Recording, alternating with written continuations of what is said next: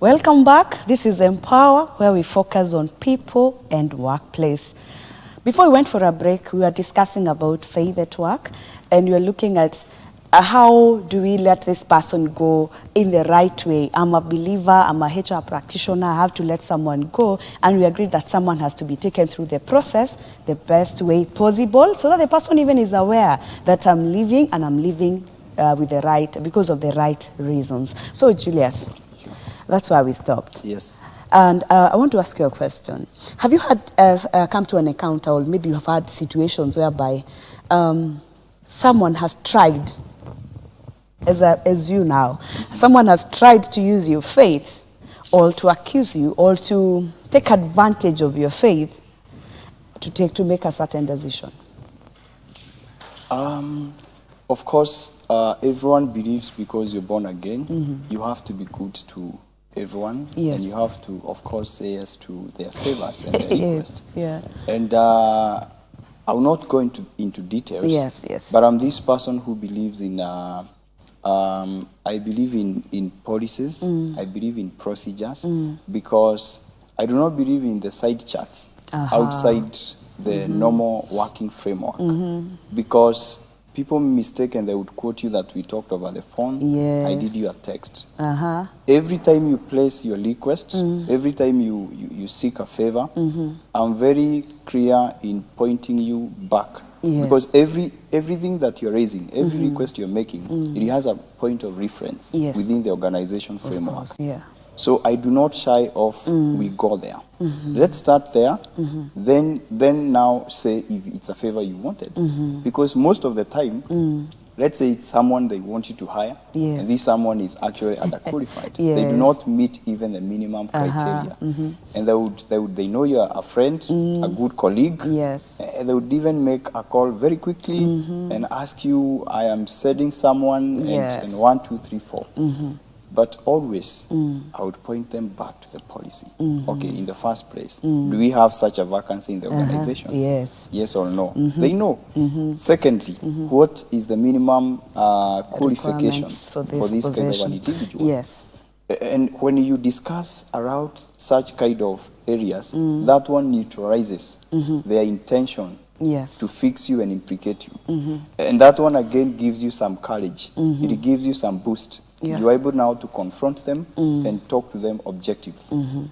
And if it's a favor they wanted, then let them come from that perspective. Yes. They know it's somehow far from the organization, normal working framework. Yes. But how can we go about it? Then I can counsel with them, because the other thing that I never mentioned, when you are practicing HR, Yes. we go beyond the normal demands of work. Yes. And in this manner, we go beyond and we counsel with people. Yeah. And that's the difference between a believer and someone who is not a believer, still practicing. Yes. Because you carry that heart of Jesus. You want to go beyond giving that response. What is the future of that person? Yeah. When you view work as an eternal, with an eternal perspective, that one transforms the way you work. Yes. It transforms the way you deal with people. It transforms the way you handle them. Yes. You go beyond giving a response and seeking to see how is the future of that person.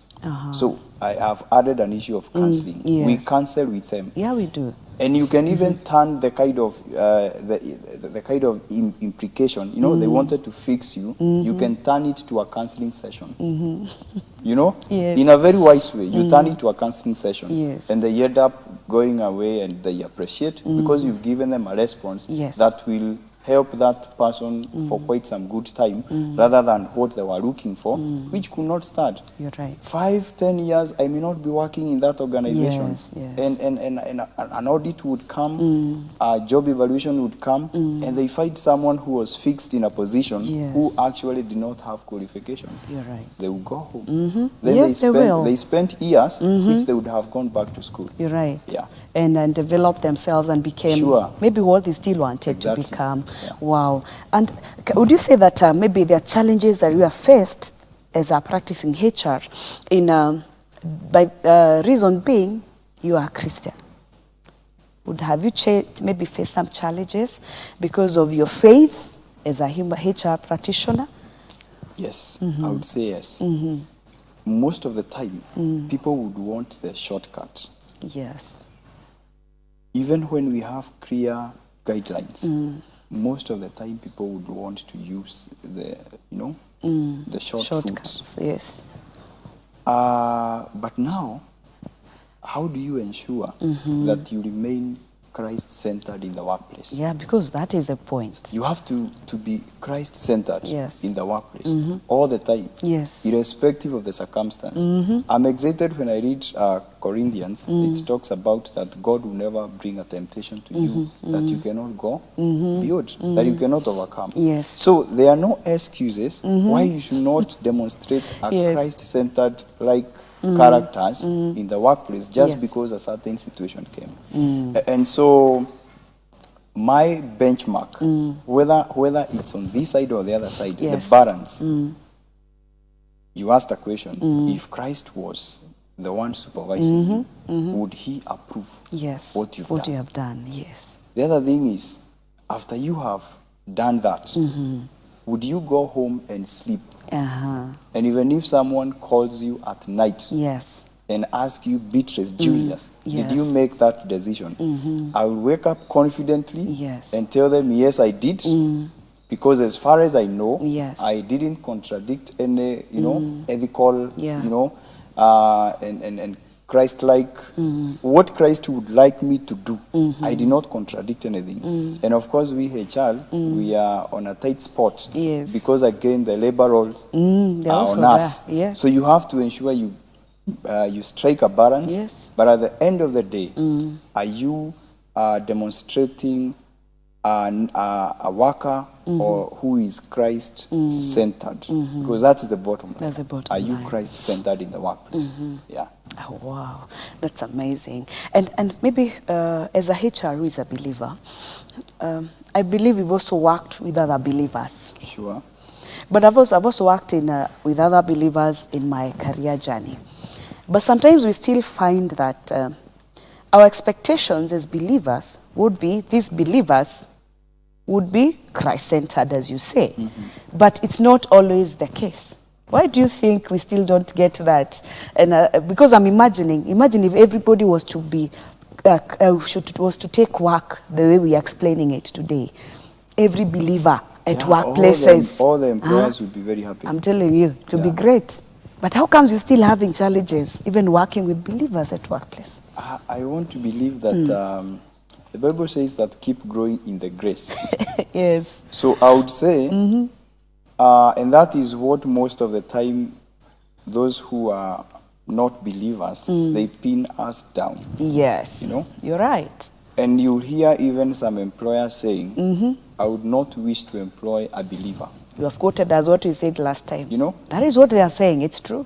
I would not want to employ a believer in my office. It's a big Why? challenge, yes. Because they would have excuses, or they would even come late. Why? I slept in Kesha, I woke up in a prayer breakfast. It's amazing. And just because they are mentioning things that are godlike, you don't want to push them. But that is not the case. Yes. In fact, believers should be the most disciplined employees. That is it. They should be the most excellent employees. Why?